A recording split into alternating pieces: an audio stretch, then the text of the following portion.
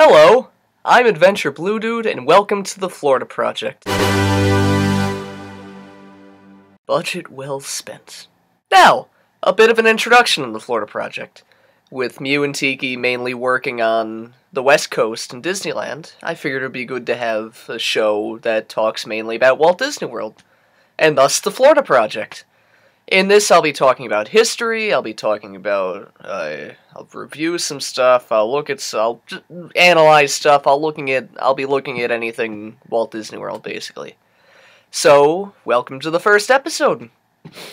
I was trying to figure out a topic that I could talk about that would properly show who I am to some extent, so I eventually came to, the top 10 Disney music, and Walt Disney World music, rather. There are a few ground rules. The piece of music must currently be used in the park. Like, if it's not in the park, like, New Horizons can't be on the list, Tomorrow's Child can't be on the list, Now is the Time can't be on the list. So as long as it's in the park, it's fair game. And as long as it's in the park, it's fair game. So, let's get to it. I have one honorable mention that couldn't be on the list because it's not in the park, but I just really wanted to talk about it, so I couldn't really let it pass by. So, sit back, relax, and here we go. Honorable mentions.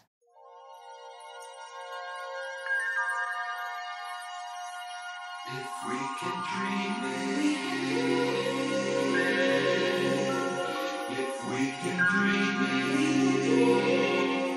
So this is a bit of a weird one to talk about for a list of Walt Disney World music. It was never Reaching New Horizons was never used in a Disney park, beside promotional material for Epcot. It was intended for the Horizons Pavilion at Epcot, and it was written by the Sherman Brothers, and in my opinion, it's the best of the Sherman Brothers' works. Though, of course, there are bad versions of this song. There's a smile on the face of tomorrow, like the heart. Despite that horrible version, Reaching New Horizons is really an amazing song. It's really underrated, criminally underrated. Not a lot of people know about it. And it's just a great song. It definitely falls into the same categories as the other Epcot songs, like Listen to the Land and such. But it does so much more as well, because it's just so passionate. I can't really explain it. It could be the Sherman Brothers, it could be the singer, but it just... it's just so wonderful. If this song was still in the parks actively, if it was ever in the parks actively, this would be my number one pick. It's just a really amazing song. I know I've said amazing like a million times, but I just can't properly describe the feelings I get when I hear this song. The passion, the optimism, the subdued optimism, the slowness of the song, which is really... It's just really different. And I just absolutely love it. So before I just start rambling more so than I already have, let's move on to the top 10 list, because sadly, due to the song not ever being actually featured in a Disney park, and the pavilion it was intended for being completely demolished, sadly, this is stuck on the honorable mention list. So, let's move on to top 10.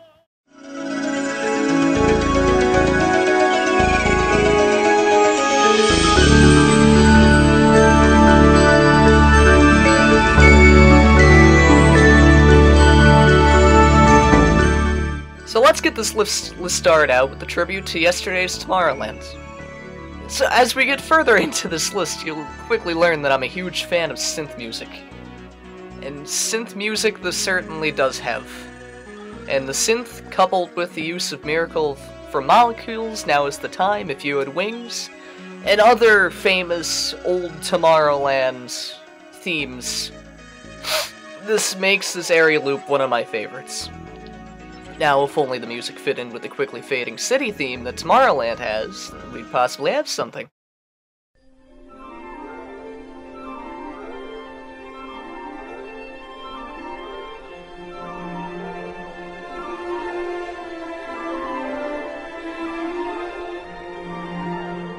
So continuing our theme with medleys, we come to the area loop from the Great Movie Ride. I just really love this loop as it just screams Hollywood, as was probably the goal of it. It features themes from The Wizard of Oz, Oklahoma, and for some reason, and a bunch of other movies that are featured in the ride and aren't featured in the ride. It just really sets the tone for the attraction beautifully, and despite this simply being a medley, it's a great piece of music altogether. Though, of course, that's probably because Disney had such great film scores at their disposal due to the contract that they had with MGM at the time.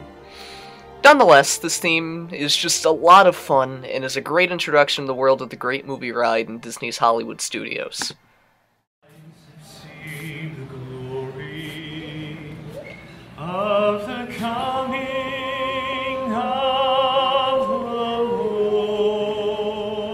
Lord. He is trampling. So I wanted to have live Disney entertainment on this list in at least some form, and there really is no better example of the superb live musical offerings in Walt Disney World than the Voices of Liberty. I actually haven't seen them live until I saw them last month in Epcot, and it's really something I regret. It's just really, really amazing. For those of you who don't know much about the Voices of Liberty, they're a choral group that sings famous American folk songs from all time periods, from the 1700s and the colonial days of America, up to around like the mid-1900s, maybe even today. I don't know how much they actually do. But the point is, they do music from all time periods, and the singing's great, the audience interaction's great, and the show in general is just really amazing. And the show is also a great compliment to the American Adventure, the ride show, and isn't really something that can be found anywhere else besides the few appearances that they made in Disneyland. But even that isn't quite the same as seeing them in that same rotunda that they premiered in over 30 years ago. The Voices of Liberty is truly a unique experience that puts you in the mindset needed to see the American Adventure. And the great music certainly doesn't hurt either.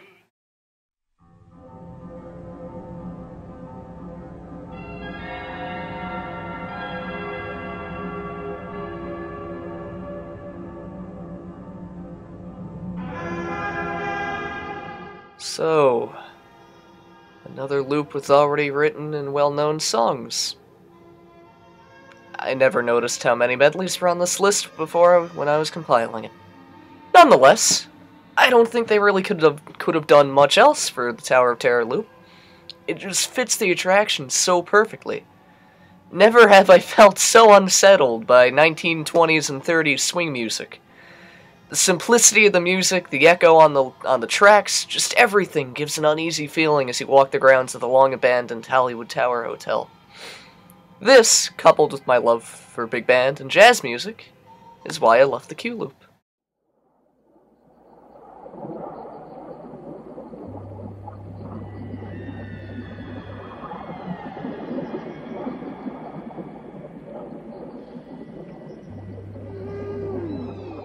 Finally! Original music! And written by George Wilkins, too. I know what you're thinking. Hey, 11 Cs is closed. They changed the music. You would be right. But they didn't change the music in Coral Reef, the restaurant behind the seas with Nemo and friends.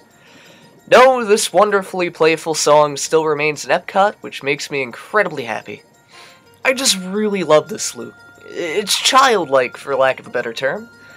The music just has a wonderful aura of childlike wonder that represents how little we understand the ocean. And just try to listen to this piece without thinking about dolphins. The energy and playfulness of the song just really sets a wonderful tone for the pavilion, and I'm extremely glad it lives on in at least some form. Fun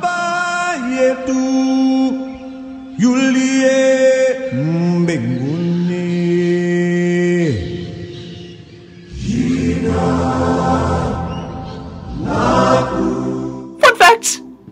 Did you know that this song is actually the Lord's Prayer in Swahili? Anyway, here's a nice change of pace from the little park that could. I just really love this song. I don't know why. Perhaps it's because of the wonderful harmonies, or perhaps it's because I have a soft spot for the gospel-esque. Probably both. Anyway, there really isn't a whole lot to say about this piece. It just creates a really nice break in the pace of Kilimanjaro safaris, as it allows you to just sit back, relax, and enjoy the African savanna. Again, not much to say about Hapa Duniani. I just really love it.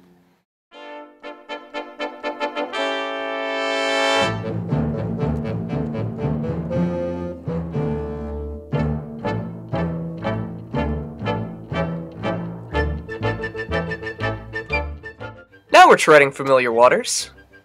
Though this piece only made its way to the East Coast during the Captain Jack refurb, it still fits tremendously well even in the heavily themed Castillo de Moro. It really just amps you up for the adventure ahead, from the playful flutes and fanfaring trumpets to the intimidating timpanis and dark foreboding trombones. And the jazz flute. Oh, that jazz flute. Anyway, it's a wonderful piece of music, and I'm sure a lot of people think of when they think of Pirates of the Caribbean.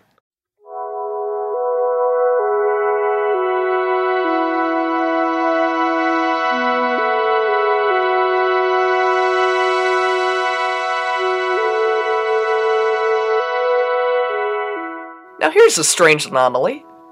An original Epcot Center Pavilion loop that's still being used, as far as I'm aware. If for some reason I'm wrong, this shall join Reaching New Horizons on the honorable mention list.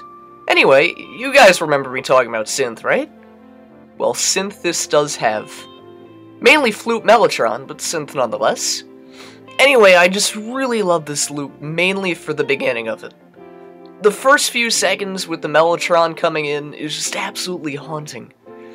It loses me a bit when we go into smooth jazz guitar, but just that opening puts the loop so high on the list already. That, and despite the jazz guitar, I really love these arrangements of Listen to the Land. It's just really a loop that I could listen to all day, which is why it ranks so high in the list.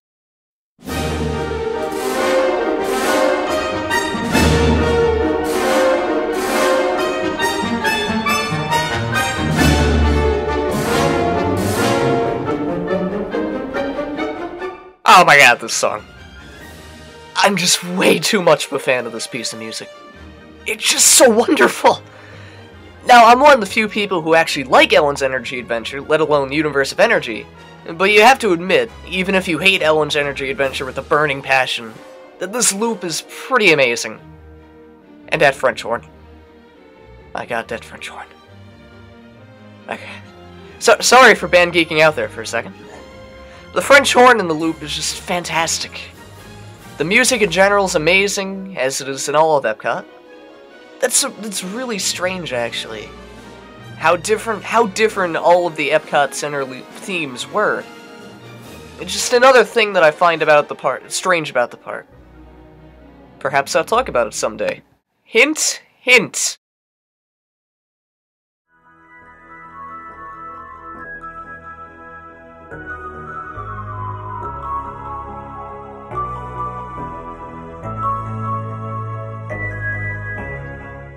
Come on. There's no way you couldn't have expected this to be at number 1. It's the song that almost everybody knows and loves. It's just an amazing piece of music. It just breathes the essence of the idea of space to humans. Mysterious, peaceful, yet strangely optimistic. I just absolutely love this song. Everything about it.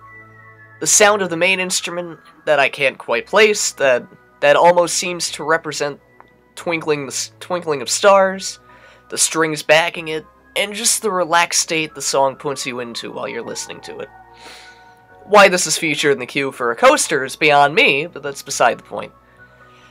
I think the main point of this piece of music is to introduce guests to outer space, actually. Just think about it. Guests enter the building, hearing a strangely fanfare-esque trumpet solo backed by strings. As guests go further into the building, the trumpet fades as you leave Earth and enter space or the star tunnel.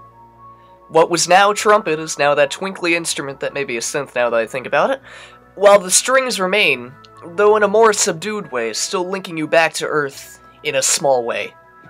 It's overanalyzations like this that make me love Disney Parks music. I can overanalyze this, because my theory's plausible. Almost everything in Disney in a Disney park has some reason to some extent. Whatever the reason for the Star Tunnel music is, I'm glad it remains to this day, filling guests' heads with views of the farthest reaches of the universe. And there you have it, my humble little list of the top 10 Walt Disney World music. I don't have much else to say. Thanks for coming out and watching.